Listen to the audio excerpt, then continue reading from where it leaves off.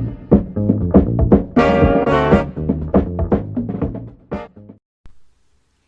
guys! Welcome back to my Booksfield Live channel!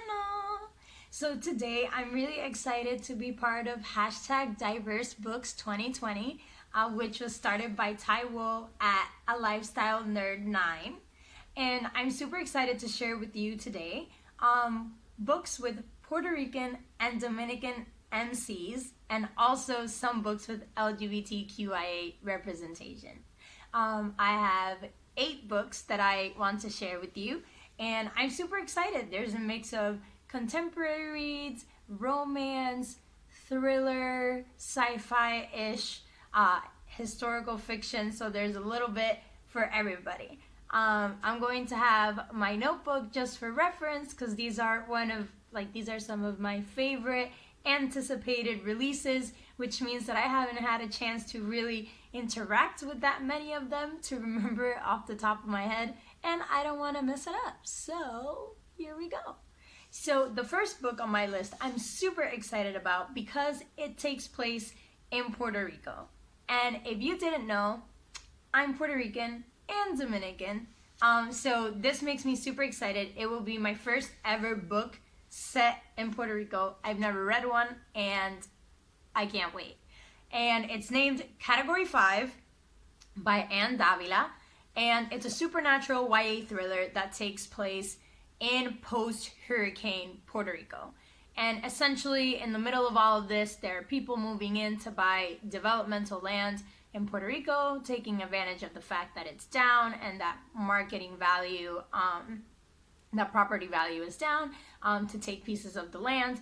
But in the middle of all of this, there's 3 teenagers called Lupe, Javier, and Marisol that are investigating some murders that have started happening after the hurricane.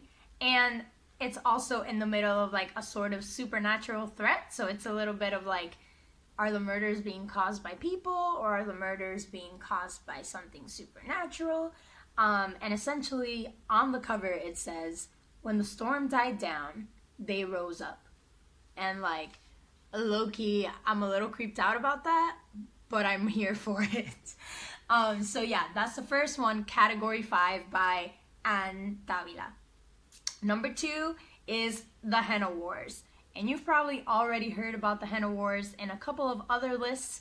It's an amazing sapphic FF romance with Indian representation. And the reason it's on this list is because the Lee, which is a character in the book, I have it on good authority, that is a Dominican character, which just gives me like one more reason to read this book. Like, hello, look at the cover, beautiful, dark-skinned girls, henna, yes, love it.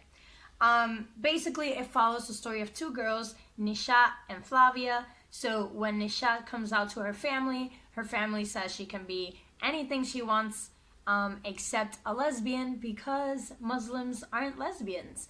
And she doesn't want to hide herself, but honestly, she is struggling to find a way out. The second story we follow is Flavia's. She's beautiful, charismatic, and also Nishat's love interest.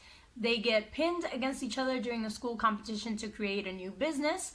And Flavia decides to also do henna, which is technically appropriating Nishat's culture, aka the title Henna Wars. So they're both doing the same business, they're both doing henna, and throughout all of this, they find romance. They realize there's more there than they thought there was before, and I am here for it. Sapphic romance, representation, amazingness, and I'm here. So, alright, number 3, we have Clap When You Land by Elizabeth Acevedo. So I know she wrote With the Fire on High, which I also have at my house and haven't had a chance to read. But I am really excited for her new book, Clap When You Land. It follows 2 Dominican girls who didn't know about each other, 2 sisters.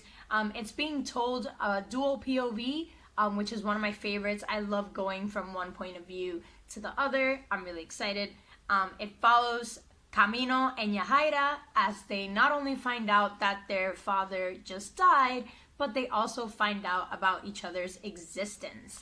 And I'm like, what father has been having a cross country romance up in here. And so they will have to deal with his death and also the revelation that they're sisters and what they mean to each other. Plus, it is written in verse. And I have never been disappointed by a book written in verse because I find that it makes the reading experience so much more, how do I say it, engaging. So I'm really excited. Clap When You Land by Elizabeth Acevedo. Number 4 is This Train is Being Held by Isme Williams, and this is a romantic drama. It follows the story of Dominican American Alex Rosario when he meets Isabel Warren on the downtown train 1. And over the span of 3 years, they meet each other sporadically on the train and learn secrets about each other. And fate kind of puts them back together on the train when Isabel needs Alex the most.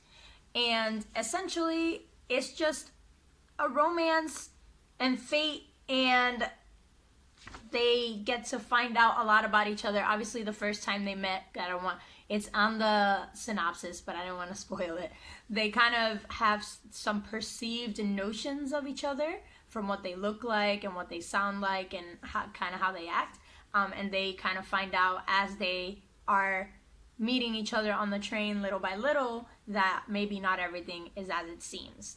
I'm really intrigued by the idea of like seeing each other on the train for 3 years and not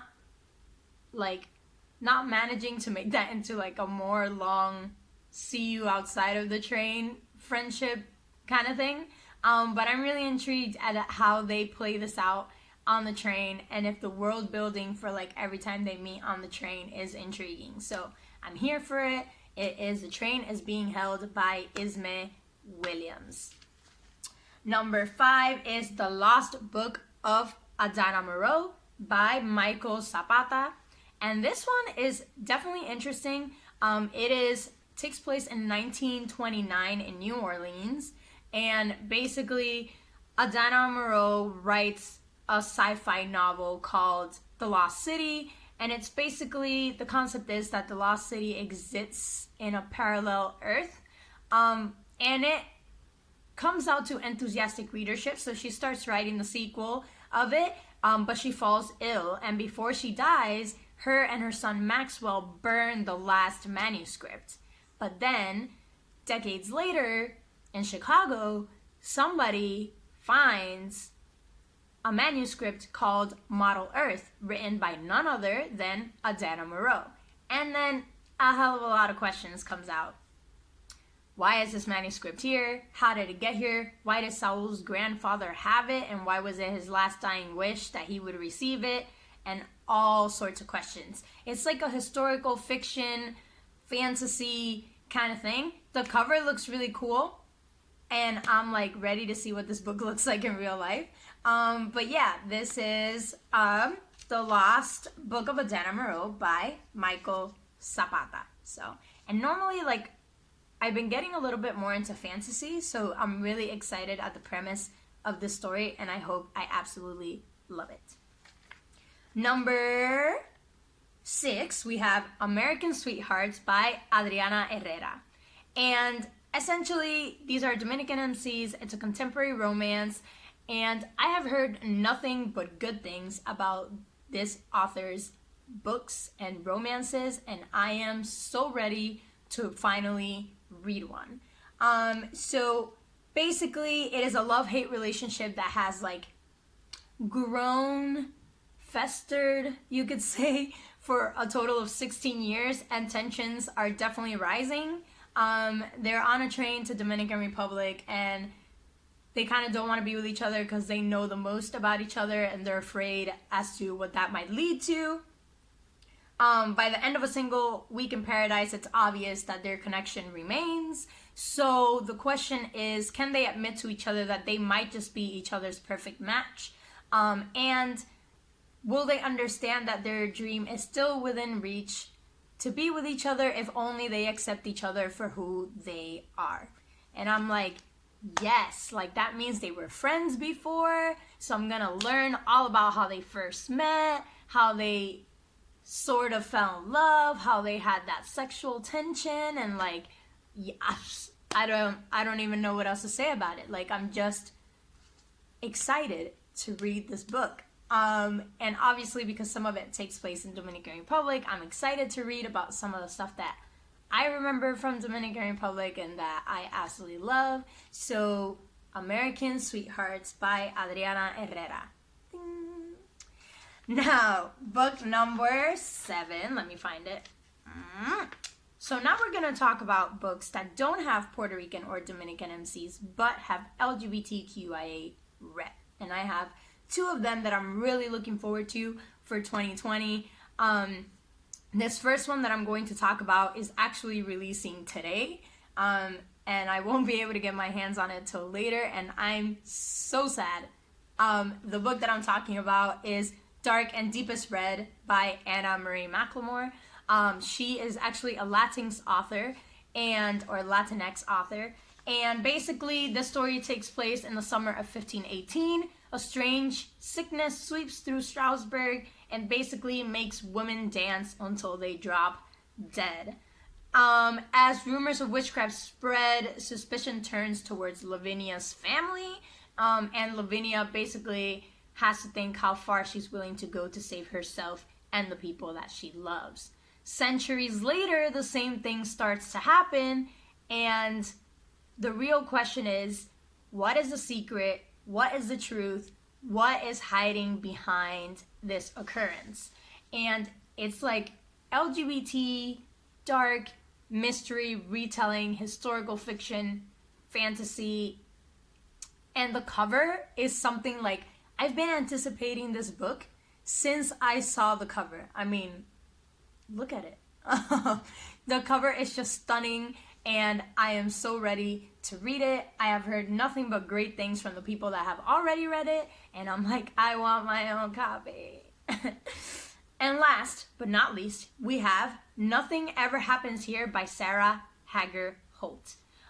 So this book is essentially takes place in a little town called Little Haven, and it's about a girl named Izzy, and she essentially says that nothing ever happens here in Little Haven because it's a small town, but now the spotlight is shining on her family. So this book has trans characters in it, and I'm super excited. Trans reviewers have also said that the book has really good representation, so I'm really excited to see that in execution in this book. Essentially, it follows Izzy's family when her dad comes out as Danielle, as a trans woman. And basically, Izzy this is a middle grade novel, so Izzy is at school and she's a little bit shy, so she's worried, is she gonna lose her dad? Are her parents gonna get divorced? What are her friends going to think? And she is a shy kid, so it's like, can she find her voice to stand up for what's right and to defend her family? And I'm really excited to read it. If y'all have been following my Twitter, you've seen a couple of tweets in regards to some mean comments I have received because of wanting to read this book and thinking that it's appropriate that students and kids get stories like these in their libraries, because people exist. Trans women exist, trans men exist, non-binary people exist. So I think it's important that children are accepting of all sexualities and gender identities. So this is the book that was causing the controversy, and honestly, the more people tell me not to read it, the more I want to read it anyway, so joke's on them. So Nothing Ever Happens Here by Sarah Hager Holt. And I really hope that you have found maybe a new book that you are going to be interested in reading, a new anticipated release, a new diverse book to get your hands on.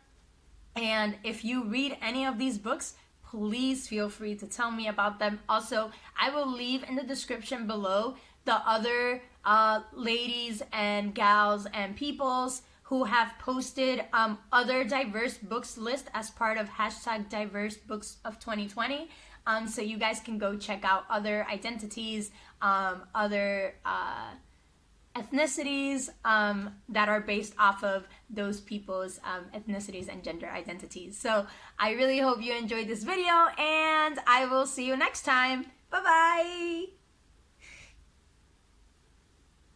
bye.